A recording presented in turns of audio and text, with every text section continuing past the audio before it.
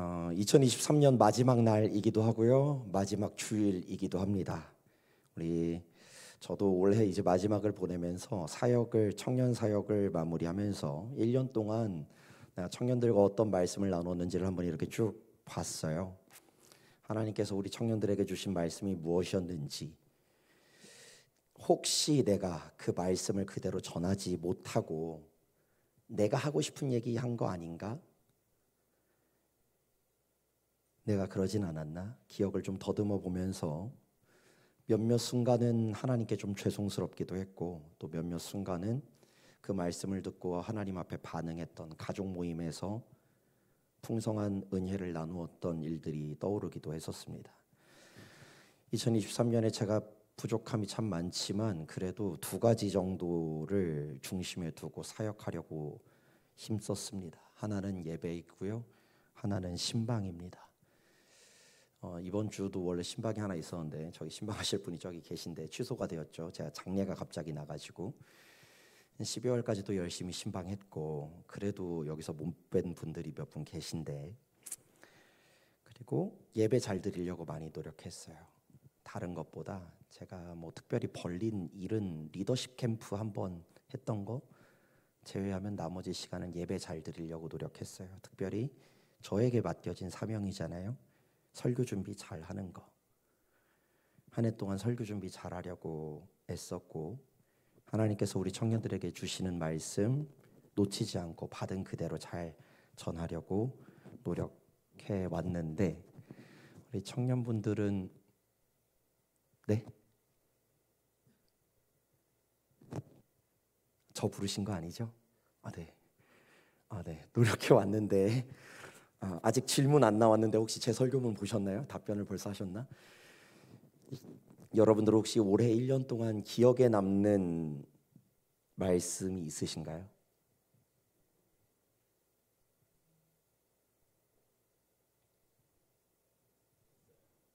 있어요? 다행이네요. 네.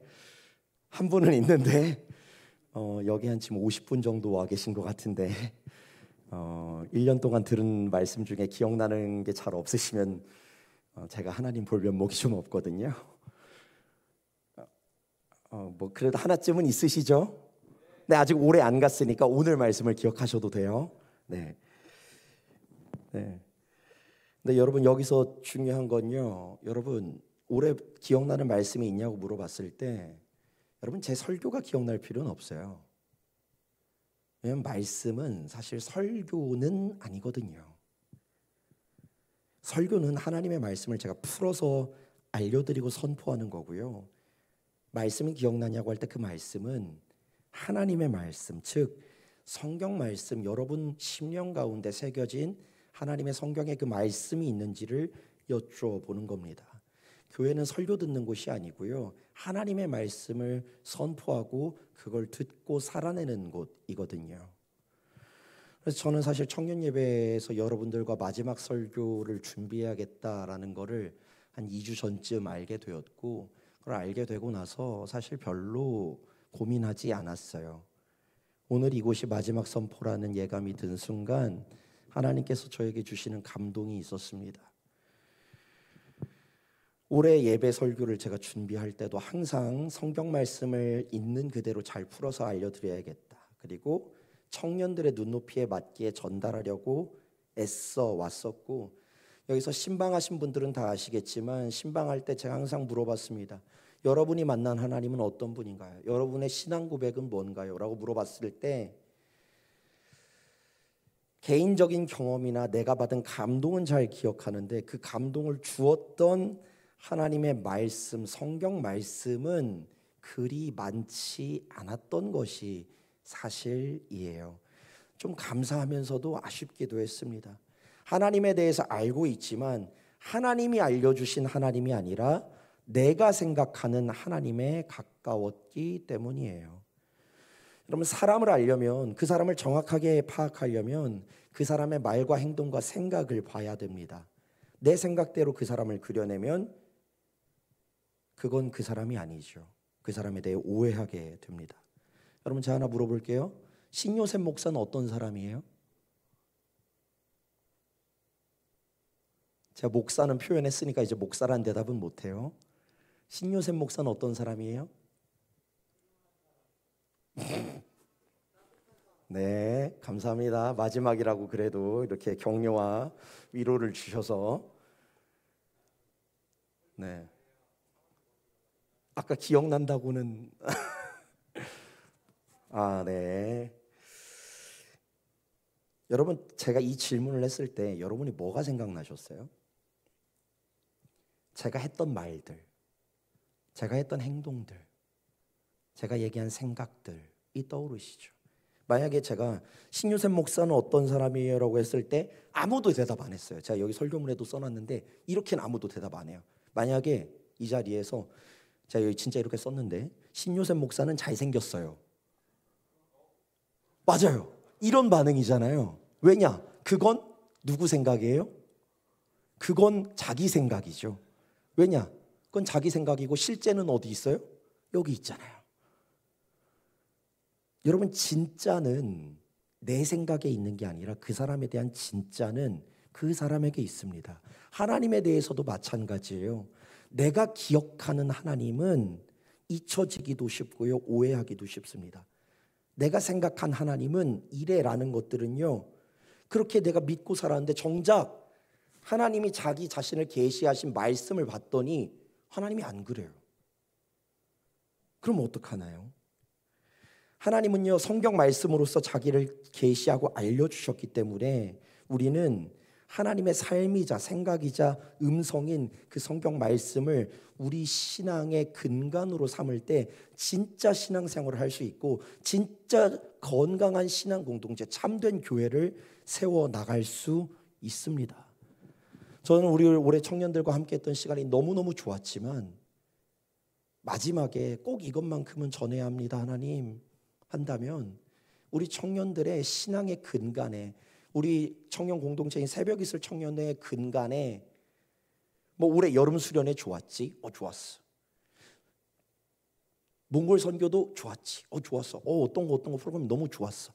우리의 추억도 좋고, 뭐 신요셉 목사님 사랑이 많아서 그것도 좋은데, 그 무엇보다 그 자리에서 하나님의 말씀이 이루어졌어. 이 말씀은 살아있어. 그래서 지금 나에게도, 그때뿐만 아니라 지금과 이후에도 언제나 내 삶에 역사하실 것을 믿어. 모든 신앙의 근간에 하나님의 말씀이 새겨지기를 소망합니다. 여러분, 그래서 오늘 첫 번째 나눌 건요, 교회란 무엇인가에 대해서 한 번 더 얘기하려고 해요. 여러분, 교회가 뭡니까? 교회는 하나님을 믿는 사람들의 공동체입니다. 그리고 각 사람이 하나님의 성전으로서 하나님을 믿는 각자 사람 한 명 한 명도 교회입니다. 그래서 신앙생활은 내가 하는 거기도 하고요, 우리가 하는 거기도 합니다.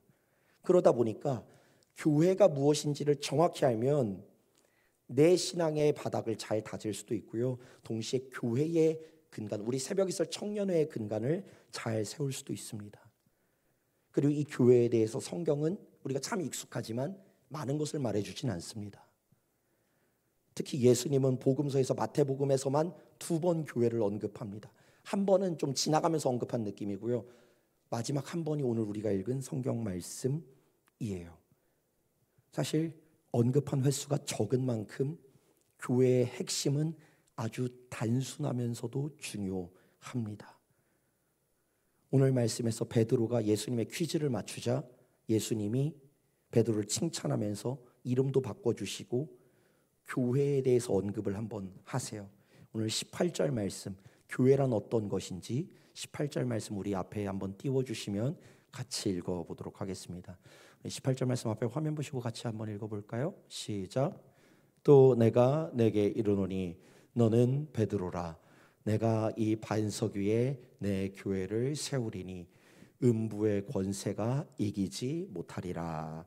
아멘. 그냥 계속 띄워주시면 돼요. 여러분, 저길 보면 베드로란 말 자체가 반석이란 뜻입니다. 뭐 헬라어로 페트로스예요. 여러분 페트라 알죠? 유적 페트라, 그 말이 저 말입니다. 반석이란 뜻입니다. 그래서 저 성경 말씀을 읽으면 내가 이 반석 베드로 너 위에 교회를 세우겠다라고 해석을 해왔어요.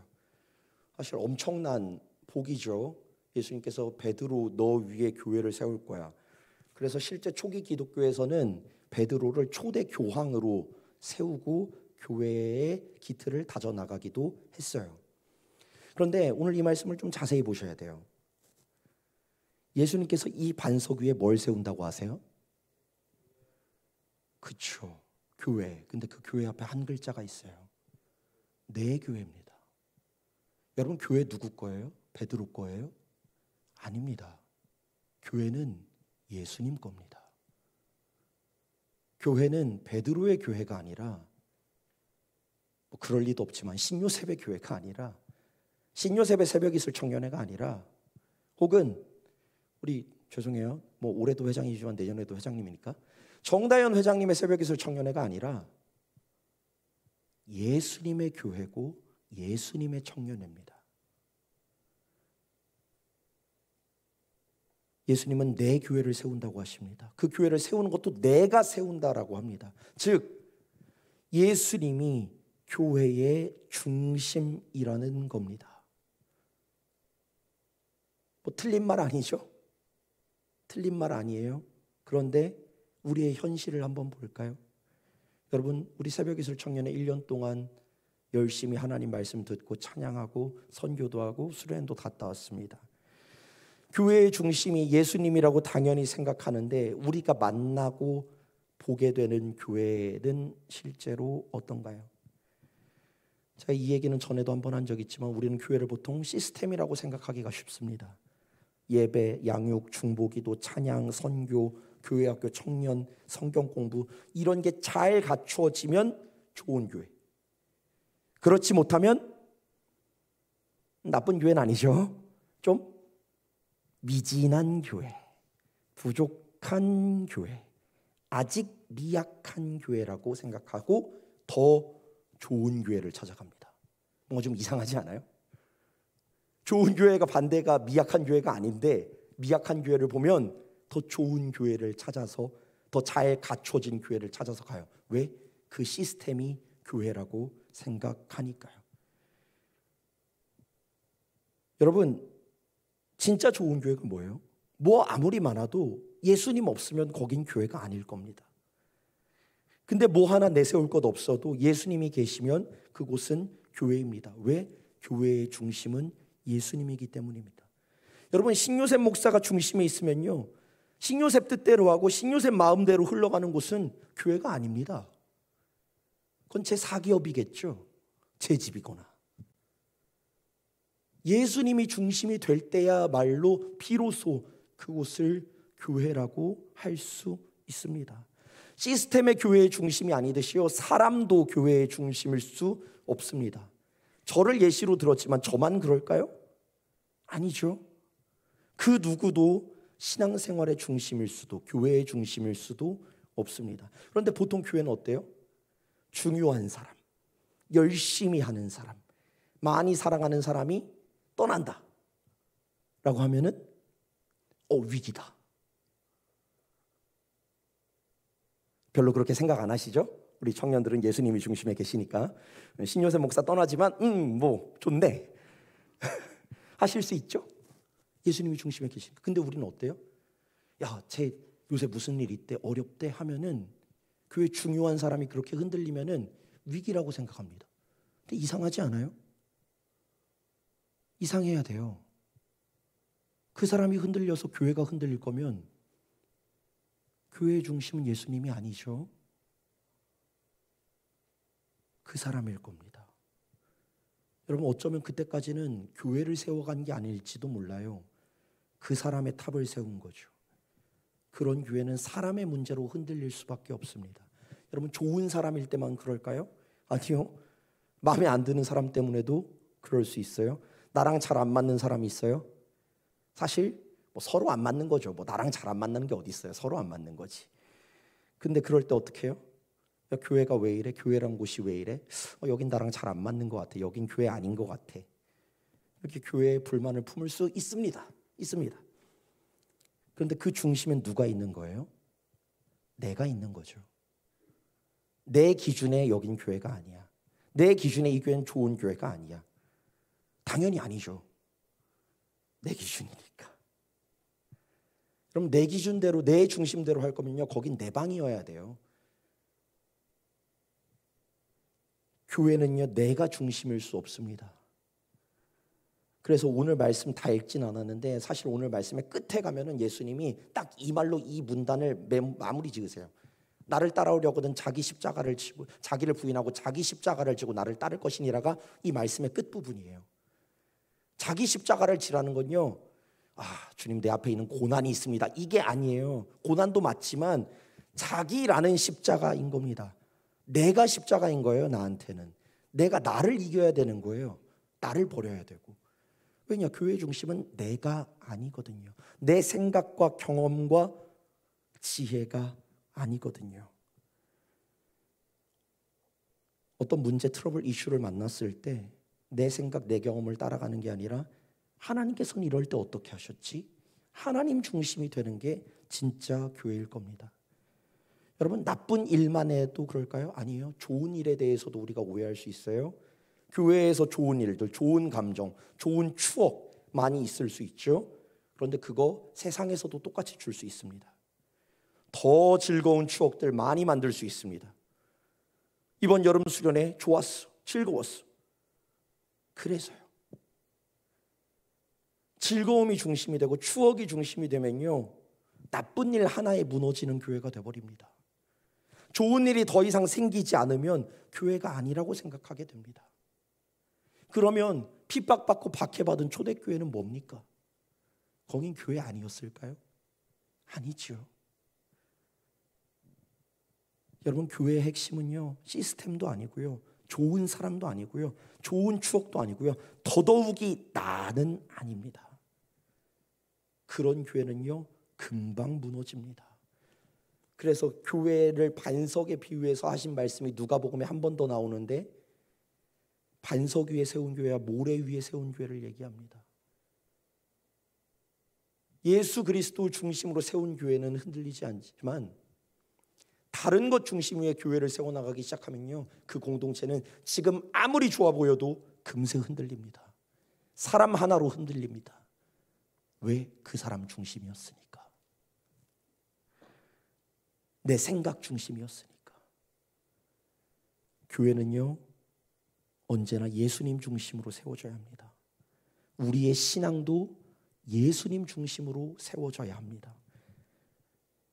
물론 친구 따라서 교회 왔을 수 있고요, 교회 좋은 프로그램이나 좋은 시스템을 원해서 왔을 수도 있습니다. 실제로 예수님한테도 그런 사람들이 있었어요.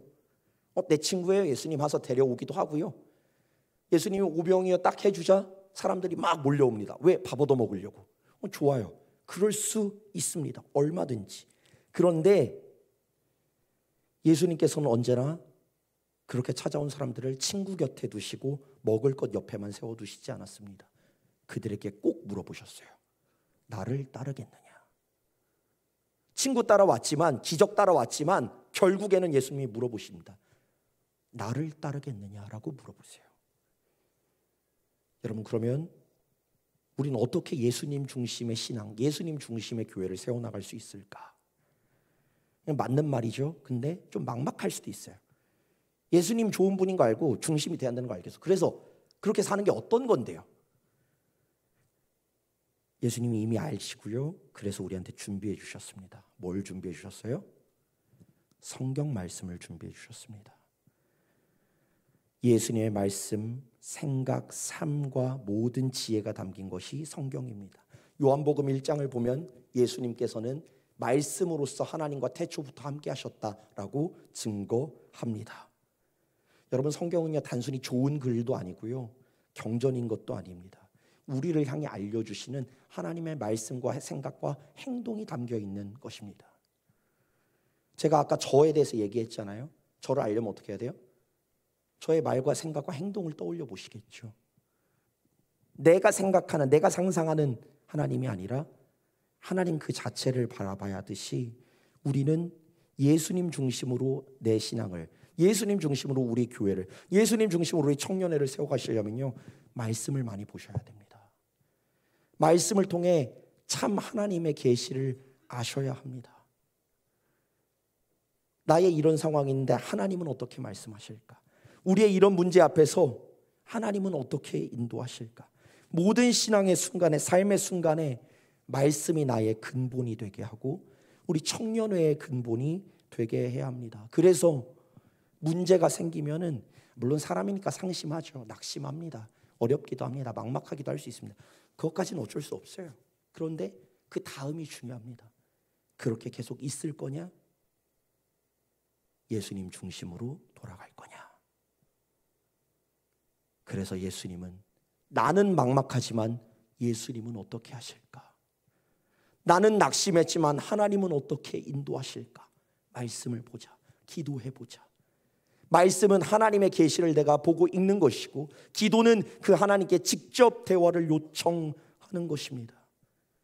그렇게 말씀과 기도로 우리의 신앙을, 우리 청년들의 신앙을 예수님 중심의 신앙으로 바꿔 나가실 수 있기를 바랍니다. 예수님을 알게 하는 성경 말씀을 특별히 자주 접하십시오. 우리 청년들 찬양도 잘하고요, 기도도 잘합니다. 열심도 있습니다. 열정도 있습니다. 사랑도 많습니다. 그런데 말씀을 좀 더 자주 읽으시면 좋겠어요. 그 말씀이 내 신앙의 근거, 내 삶의 근간이 되시기를 바랍니다. 여러분, 말씀 위에 나를 세우면요, 나를 말씀 위에 세우면 내 삶에는 말씀의 능력이 나타나게 되고요, 다른 어떤 어려움이 있어도 흔들리지 않습니다.